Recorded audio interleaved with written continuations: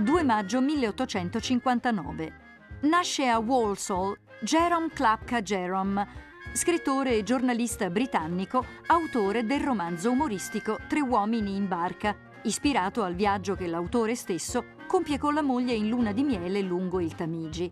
Sostituendo la figura femminile con un paio di amici maschi, Klapka riesce a creare una satira lontana dai cliché tradizionali, traendo comicità dall'osservazione delle situazioni più comuni.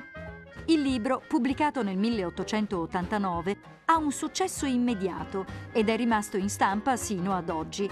Nei 20 anni successivi vende più di 1 milione di copie in tutto il mondo e viene adattato per film, show per la TV e la radio, per il teatro e anche per un musical. Jerome Klapka Jerome muore nel 1927.